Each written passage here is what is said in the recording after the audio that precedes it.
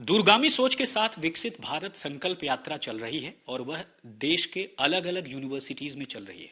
आखिरकार जो नौनिहाल है उनका भविष्य क्या होगा, वो भी 2047 का।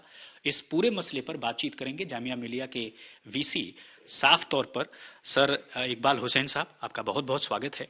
जो विकसित भारत संकल्प यात्रा है किस तरह से यूनिवर्सिटीज में चल रही? देखिए, ये यात्रा की शुरुआत पिछले महीने यानी कि 11 नवंबर से इसकी शुरुआत हुई और हमारे प्रधानमंत्री श्री नरेंद्र मोदी जी ने पूरे हिंदुस्तान के नौजवानों को, यूनिवर्सिटीज़ के नौजवानों को उन्होंने एड्रेस किया कि विकसित भारत @ 2047 के उन्वान से ये बात उन्होंने शुरू की।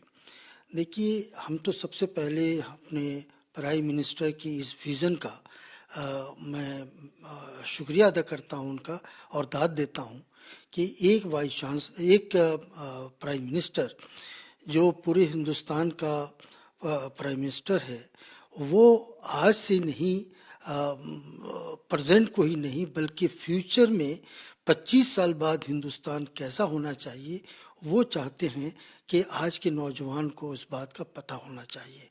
रीज़न ये है कि आजकल पूरे ग्लोब में तरक्की की होड़ लगी हुई है। साइंस एंड टेक्नोलॉजी तरक्की कर रहा है, मेडिसिन में एक से एक तरक्की हो रही है और सारे इन्वेंशंस बढ़ रहे हैं। सारी चीज़ें जो हमारा स्टैंडर्ड है, लिविंग स्टैंडर्ड है, ये बढ़ रहा है। लोगों का विचार बदल रहा है, सोच बदल रही है। तो इसी चीज़ के मद्देनज़र हमारे प्रधानमंत्री के जहन में ये बात है कि आज हम प्रधानमंत्री नहीं हैं, कल नहीं होंगे, तो आज से 50 साल बाद हिंदुस्तान किस तरीके से, किस रास्ते पे चले कि पूरी दुनिया के बराबर आ जाए, बल्कि हम विश्व गुरु कहलाएं, जो उन्होंने नारा दिया था।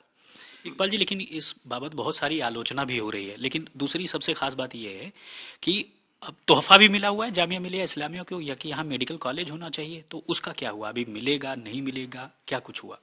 देखिए, मैं तो ये देख रहा हूँ 4-5 जो वाइस चांसलर्स आए, तकरीबन 30 साल मुझको भी यहाँ होते रहते पढ़ाते हो गया।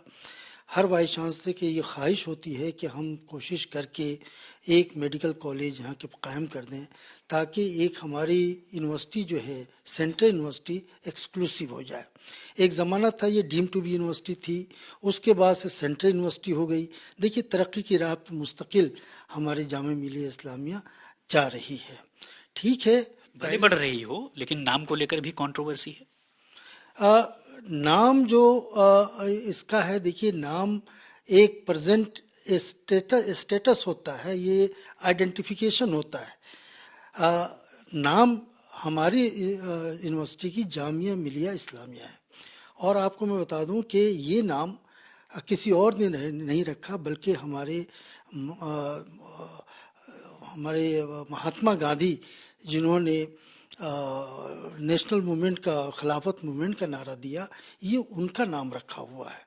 कई दफ़ा उस ज़माने में सोचा गया इसका नाम चेंज कर दें, लेकिन महात्मा गांधी ने ये कहा कि अगर इसका नाम कोई चेंज करेगा तो फिर मैं यहाँ से अपने रिश्ता ख़त्म कर दूँगा। देखिए, उसमें एक बहुत बड़ी फ़िलॉसफी थी, क्योंकि एक हिंदुस्तान हमारा एक गुलदस्ते की तरह है और सारी कौमें एक उसके डिफरेंट डिफरेंट फूल की तरह से है। अगर कोई फूल मुरझाई हुई अगर गुलदस्ते में रख दिया जाए तो उसकी कीमत ज़ीरो हो जाती है। इसी तरीके से हिंदुस्तान है, सारी कौमें यहाँ एक साथ मिल के चलती हैं, मिल के रहती हैं। तो ये तो जो आप नाम बता रहे हैं, और इसका हमारा जब शुरुआती एक सेकुलरिज्म के उस पर हुई, तो नाम किसी डिपार्टमेंट का या किसी एरिया का, किसी बिल्डिंग का कुछ भी हो जाए, नाम तो हमारा माइनॉरिटी इंस्टीट्यूशन है। इकबाल हुसैन साहब क्या चाहते हैं कि इसके नाम पर जामिया मिलिया इस्लामिया मेडिकल कॉलेज का नाम होना चाहिए? देखिए, मैंने बारहा कहा है कि अभी दो बहुत ही प्रचलित और मशहूर माइनॉरिटी इंस्टीट्यूशंस हैं। एक अलीगढ़ मुस्लिम यूनिवर्सिटी है, दूसरा जामिया मिलिया इस्लामिया है। अलीगढ़ मुस्लिम यूनिवर्सिटी को जब मेडिकल कॉलेज दिया गया तो उस ज़माने में वहाँ के लोगों ने उसका नाम जवाहरलाल मेडिकल कॉलेज रखा, जवाहरलाल नेहरू के ऊपर रखा, क्योंकि उस वक्त वो एक बहुत बड़ी हस्ती थे और हमारे लीडर थे। लेकिन कोई ज़रूरी नहीं है कि एक ही चीज़ हर वक्त वो चलती रहे। ज़माना बदलता है, सियासत बदलती है, और इस वजह से तो आज की रहबरी इकबाल हुसैन साहब ये नरेंद्र मोदी के जिम्मे है। बिल्कुल श्री नरेंद्र मोदी जी जो जिस तरीके से उन्होंने काम करके दिखाया, और जितना उनके फॉलोअर्स हैं, आप हिंदुस्तान में ही नहीं बल्कि हिंदुस्तान से बाहर भी आप अखबारों में देखिए, टीवी में देखिए, तो इस तरीके से वो हमारा लीडर जो है मुल्क को कहाँ से कहाँ ले गया, तो हम तो ज़रूर उनकी प्रशंसा करेंगे। आप प्रशंसा कर रहे हैं लेकिन सीधे तौर पर नहीं कह रहे हैं कि किसके नाम पे रखा जाना चाहिए। नहीं, मैंने बारहा कहा कि जब वहाँ पे जवाहरलाल नेहरू मेडिकल कॉलेज का नाम के नाम से अलीगढ़ मुस्लिम यूनिवर्सिटी के मेडिकल कॉलेज का नाम रखा जा सकता है, तो हमारे यहाँ अगर मेडिकल कॉलेज का नाम श्री नरेंद्र मोदी जी के नाम पे रखा जाता तो इसमें कोई बेजा नहीं है। अच्छा, अमूमन देखा जाता है कि आजकल राम मंदिर निर्माण का वक्त चल रहा है तो बहुत सारी कंट्रोवर्शियल बयान आ रहे हैं, उसके बारे में कुछ आप कहना चाहेंगे? देखिए, ये भी एक कंट्रोवर्सी आज की नहीं है, एक ज़माने से 50 साल से ये कंट्रोवर्सी चली आ रही है।